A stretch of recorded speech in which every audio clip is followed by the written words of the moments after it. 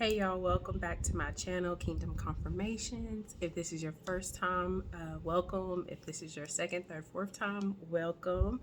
And as always, I'm going to try to make this word as brief as possible. So we're going to jump in. So this word is inspired by something that happened to me last night. I made our Father in heaven upset with me.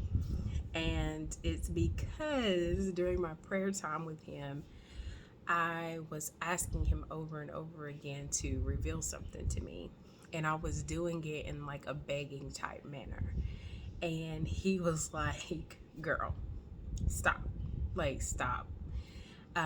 When you want something from me, you need to come boldly.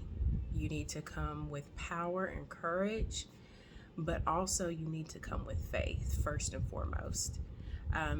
Because you constantly asking and coming in this begging manner shows me that you lack faith. That number one, I heard you the first time, and that number two, that I can do it.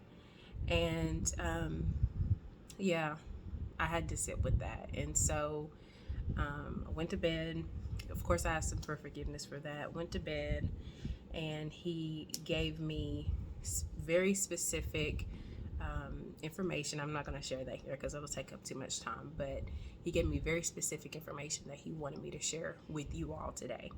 So there's two parts to this word.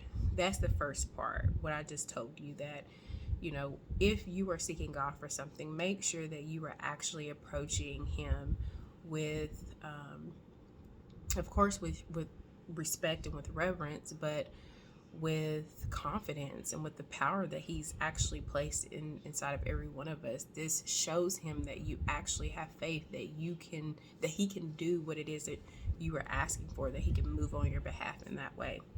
So that's the first part. But the second part of this message has to do with people trying to put God on a barter system, meaning that you are trying to engage in some sort of transactional relationship with God. And no judgment, we've all been there. We've all had an incident where we have said to God, like, Lord, if you get me out of this, then I will do this or I will do that.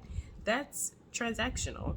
And though we don't have any ill intent in our hearts per se when we do that, it's still manipulative. It's still us hoping that we can get something out of God by our behavior.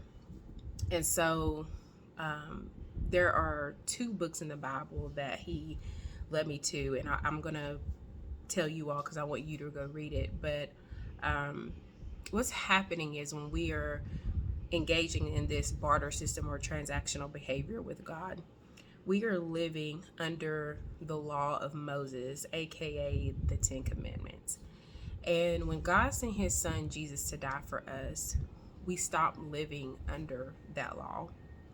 The only way we can now make ourselves presentable to God is through faith. He wants to know that we have faith in him.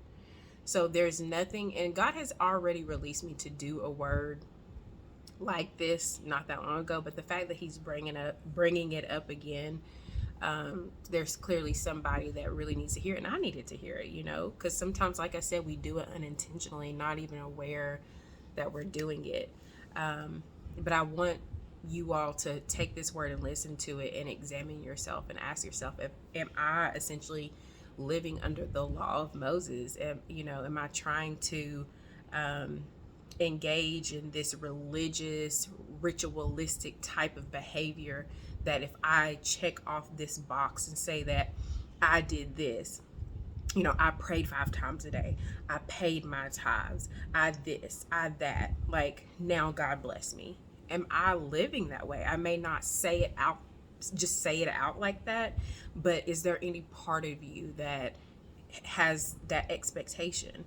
And if it is, God is imploring you to stop.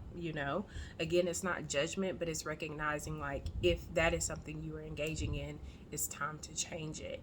And the Lord wants you to operate through faith, because faith says, even if God never blesses me, will I trust him that I'm going to be okay?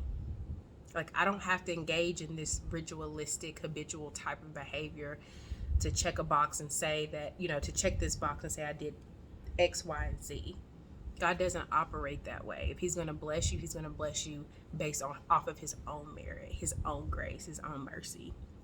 So there's nothing that you could do per se to change that, So just be mindful. I hope this makes sense. Again, if you all have any questions about this, feel free to put it in the comment section. We can start a conversation about it.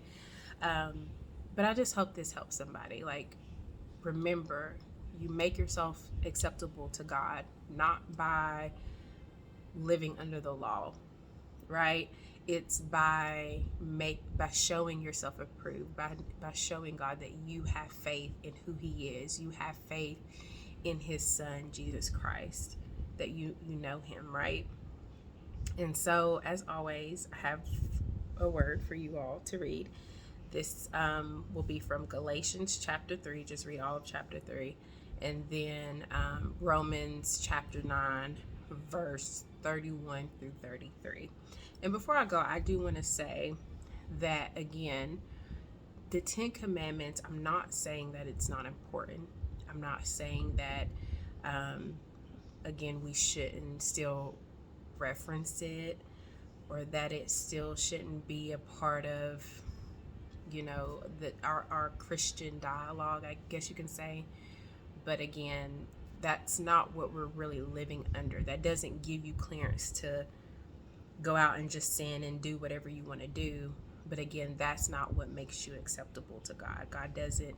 Otherwise, there would have been no reason for God to send his son Jesus, right?